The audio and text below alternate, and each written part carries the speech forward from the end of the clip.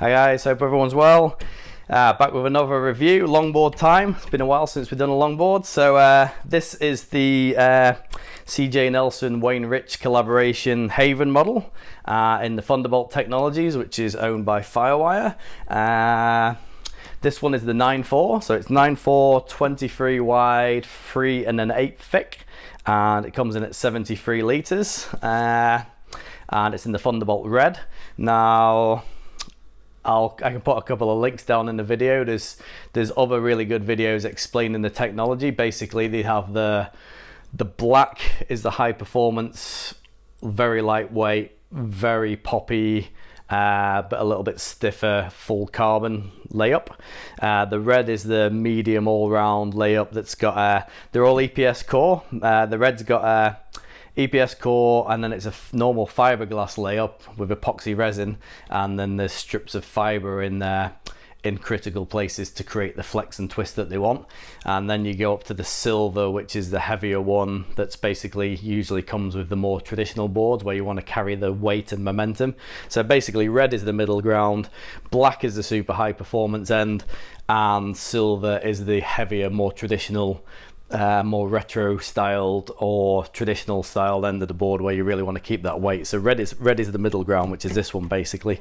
Like I say, they're all EPS cores, they're all epoxy resin, and they'll last really well. So they're very expensive. They're like these are, I mean, we thought these were expensive when they were $1,800, but they're now getting up to $2,200. But there's a lot of processing time and hours goes into building one, and you know, you might pay a lot once, but they're not going to degrade or lose the pop like a traditional PU poly would. So I mean, if you can find a model that you like, you're only really going to have to buy it once. You're not going to have to buy another one in 2 years or 5 years. Very durable and they'll last really well. So some massive positives to that. So this model in particular, I usually ride like a 9 foot with this same volume, but I wanted to try something a little bit bigger. So this one's say 9.4, 23, 3 and an 8, and it's 73 litres. So that volume is kind of what I would ride. I'd try and squeeze that much volume into like a 9 foot usually. I've had boards like the Specialty before, which is an excellent all-rounder, and also I've had the Wingnut Nose Rider, which they don't make in the Thunderbolt, and the Gem's an excellent board. This for me is kind of like a small to medium wave all-rounder. So yeah, if you want to see more about the Thunderbolt tech, there's a really good video of Tyler Jensen talking about the different techs for the boards that he rides in different conditions, and there's also a really good review of the techs on Real Water Sports over in the States. They're really good guys, so you can check out a bit more in depth if you want to be looking at the tech. So shape wise, this is a nice all-round board. It's got the sort of fairly big nose, sort of medium in the middle, and then it comes down to a square tail in the back. The rocker's fairly mellow. You basically got the rocker's pretty much, there's enough nose lift to get you out of trouble, and the tail rocker's like fairly medium with a little bit of flick at the end. You generally see a lot of certainly a lot of CJ's boards, they seem to have a little bit more flick in the end, which probably just helps with the nose riding aspect as well as the turning.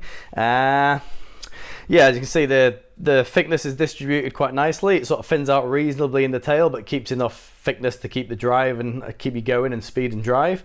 And then it's got a real nice chunky sweet spot all the way up here. So you can, like, if you're riding anywhere from like here to here, it's just if you stood in the middle where basically the deck patch is, you'll get a lot of speed and get up and go through flat sections. So it'll turn quite well off the tail. Move forward a bit, you've got this nice big trim zone that's just going to carry you through flat sections. I'm not much of a nose rider, but the nose and the nose concave and the rounding under the edges is very good. I can imagine being very good for nose riding. A lot of people don't necessarily like nose concaves. I do. personally, I'm sort of like, I don't ride the nose a lot, so if it was me, it'd be single through to the middle and a V and double out the back, and and that's it. But this is a similar, I'll show you the concaves in a bit, but this is a similar kind of thing. You've basically got a nose concave, which is basically turns into a nose concave to a single through to almost the halfway part, and then from the halfway, it sort of goes into like a kind of a bit more of a flat to rolled right in the middle, just so it doesn't catch, and then through the back end, it's basically mainly a V, but it's got some double in it. It's not an aggressive double like a performance board would have, but it's basically a V with some double in the back. Yeah, square tail, always good for a bit of speed and turning ability. And like I say, it's just a really good all-round board. And I'm catching heaps of waves on this. Like I'm just catching waves so early that it's making, you know, when the waves are small, just really my wave count's gone up massively. It's fairly full in the deck, and then it rolls through nicely to quite a nice rail. So I'd say the rail, it's definitely the hard edge in the tail, which I like. The hard edge is quite long as well. It comes up a long way. So it's a hard edge tail, and then that sort of starts rounding up to a bit more of a, I don't know what you'd call it. It's kind of a 60-40, but quite a soft rolled rail in the middle, and then it goes up towards just being a nice rounded 50-50, and then pinches a bit as it gets into the top. But there's a really nice like underlap on the nose into the nose concave, so the nose concave doesn't spread from all the way from edge to edge. It's got a little bit of it's got kind of a kink and then into the nose concave, but I'll show you that in more detail. Yeah, like I say, you'll probably, if I wiggle it a bit, you'll probably be able to see some of the concaves in there. But yeah, very aggressive concave here, single through the nose, sort of pulls out into a bit more mellow, just a flat, maybe slightly bellied, and relieved here at the rail so it doesn't catch. And then from here backwards, it just starts going into a V with a double, and that's the most aggressive kind of through where the fins are going to be. The board does give you the option of a single or a single and side bites, or 2+1 as a lot of people call them. I personally like it a lot better as a single, and for me personally, I'm riding it in smaller waves, probably like, I guess like this, like kind of this ceiling height down maybe, and then probably ideally like head high down. I'm riding it when it's slow and rolly here, and it's quite a slow wave anyway.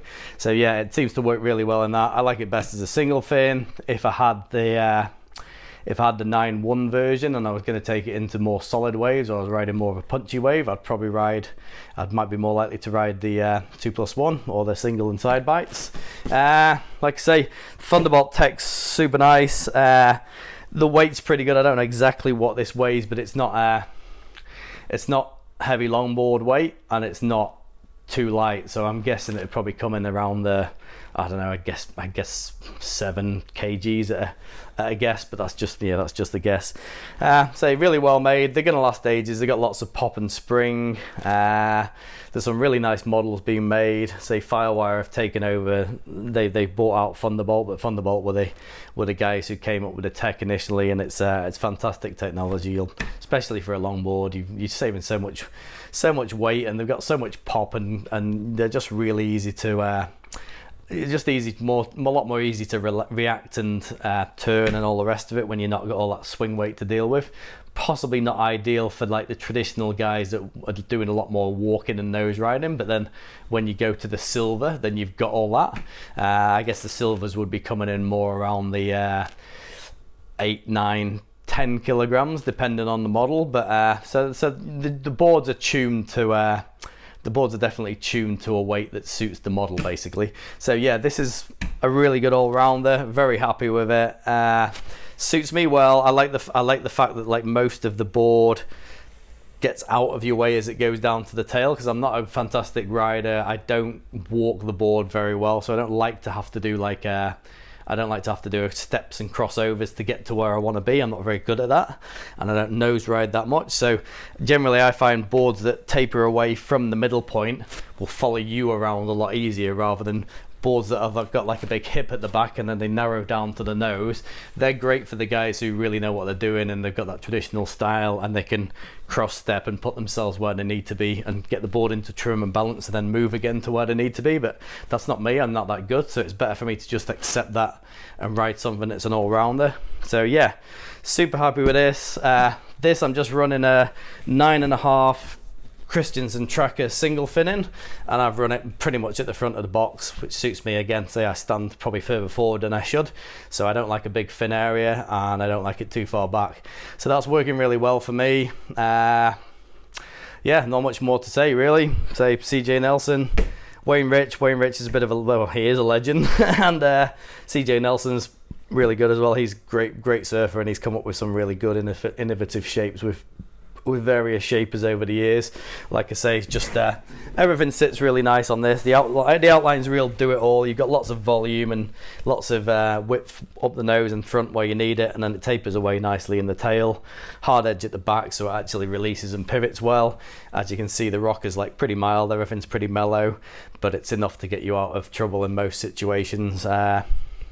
Takes a little bit of getting used to where you lay on it. Sometimes it can feel okay and forgiving, and sometimes it can feel like there's quite a sweet spot, but it gets in very early, and I've got that extra fraction of a second to stand up, so it's like I get to my feet very confidently and stably on this. I've always got that time. Some ways I'm just like, the odd wave I can just do if it's starting to break near me, I can actually just do like a lazy paddle and then concentrate on standing.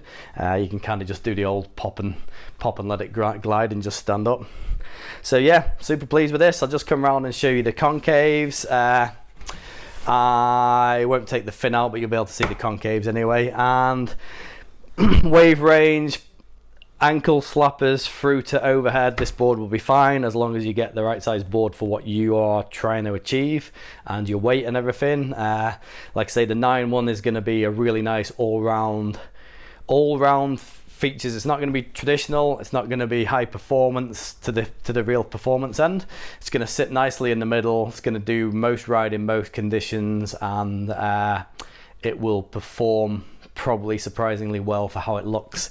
And then the 9.4 and the bigger sizes are going to be like a very positive feeling, easy to ride, all-rounder, not sat way at the traditional end and not sat way at the high performance end. So yeah, it's going to see most people ride in most conditions, and it's not going to be difficult to ride. It's not going to have a massive learning curve. Some of the belly bottom boards are just like, they're quite, unless you're good, they are very difficult to ride. This is not that. This is very easy to ride, very intuitive, and yeah, I'm stoked. So cheers for watching. I'll come around and show you the concaves, and yeah, if you see these in the shops, the local boys, certainly in New Zealand, Exit Surf have got a really good range. Those guys are fantastic and are always really helpful. So yeah, give them a shout. So here we go with the nose concave. As you can see, it's fairly deep concave going through the nose. What I quite like is you've got the concave kind of running from here to here, but you've got this relief on the edge. I get the impression that what happens is when you're nose riding, you get all that lift off the single concave here, and then if you end up that you are getting close to catching the edge, this is going to shed the water off and just allow it to stay in trim and in balance. I've certainly seen a picture of a video of a couple of waves where they're riding and you can see this really shedding water off that relief. So yeah, nice deep nose concave. That pretty much goes down the board to about the halfway mark. And then you'll see, which I quite like on a lot of longboards, you'll see a bit of relief here turning into more relief and just starting to roll a bit as it gets further down. So you get the lift off the nose concave, you get this forgivingness here with the little rounding off there, and then as you get down to the middle, it kind of got some more relief towards the rails to stop you from catching anything when it transitions from being on the nose or in the middle on the planing spot onto the tail. So then looking from the back end of the board, just not going to take the fin out, it's just not worth the effort. But you can see we're back down from the middle of the board there. You can see that kind of, I don't know, I'd call that a bit of rolled V, bit of belly. You've got the you've got this gap here at the rail ends for some relief, and then as you get further down the board, you can see like this is pretty aggressive. I mean, I'd kind of call that rolled V there, and then turns into a little bit of double as it gets through the fin. So it's like that's mainly V, but you can see there is a little bit of roll inside the V, quite a lot of it. And I think that just helps it get from rail to rail fairly easily.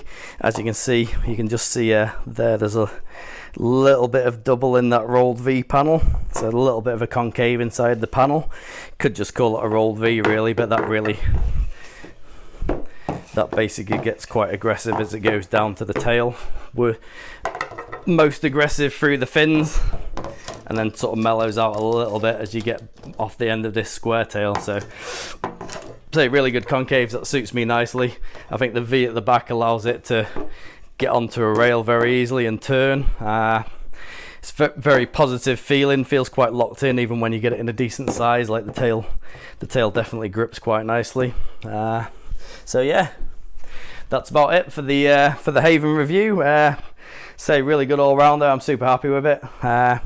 Thanks for watching, and catch you next time.